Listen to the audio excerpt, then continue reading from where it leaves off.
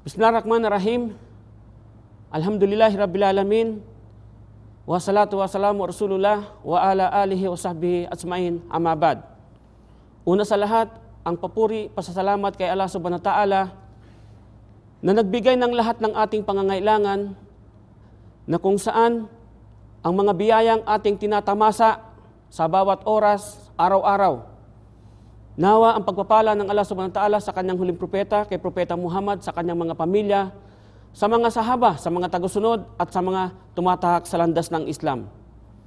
Mga kapatid, ngayon po ating bibigyan ng kaliwanagan ang mga kagalingan ng Ramadan. Sa kagalingan ng Ramadan, na kung saan ang buwan lamang pong ito ang makapagbibigay ng pinakabanal na buwan na magbibigay ng magandang ehemplo sa bawat Muslim kung paano sila magbigay ng kagandahang loob, kabutihan, no?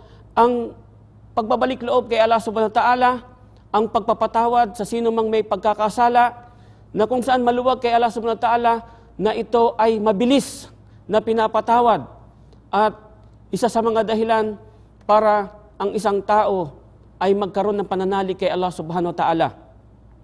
Ang buwan po ng Ramadan, binibigay po ng Allah Subhanahu wa Ta'ala sa pag-aayuno, tinalagaan niya ito sa mga nauna, at ito po'y ipinararating sa kung sino man na kung saan magkaroon sila ng tunay na takot kay Allah Subhanahu wa Ta'ala, ang tunay na Rabbul Alamin.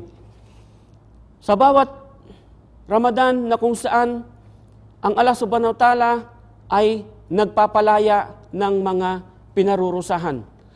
Nababawasan ang pinarurusahan sa impyerno, kung papaano ang init nararamdaman po natin dito sa kasalukuyan, na kung saan ang isang anghel po na nagbabantay sa impyerno ay nakakarinig ng mga daing, ng mga reklamo, na kung saan ang mga pinahihirapan po sa loob ng impyerno ay hindi niya kayang, kumbaga sa kanyang sarili, parang siya yung nahihirapan.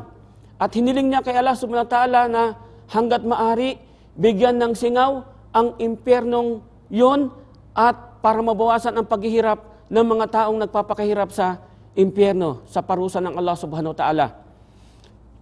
Kaya po mga kapatid, sa panampalatayang Islam, mga kababayan, ang impyerno po na hiniling ng anghel sa nagbabantay doon, na kung saan pinagkaloob ng Allah Subhanahu wa Ta'ala yung singaw sa impyerno upang mabawasan ang paghihirap ng mga pinarurusahan doon.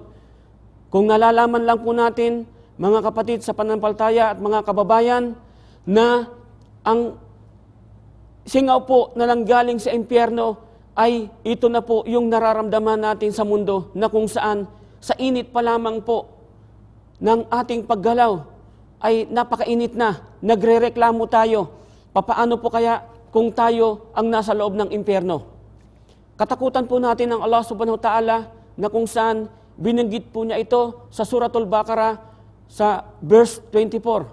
Chapter 2, verse 24. Ang sabi niya, "Fattaqun nar allati waquduha nasu wal hijara uiddat lil kafirin."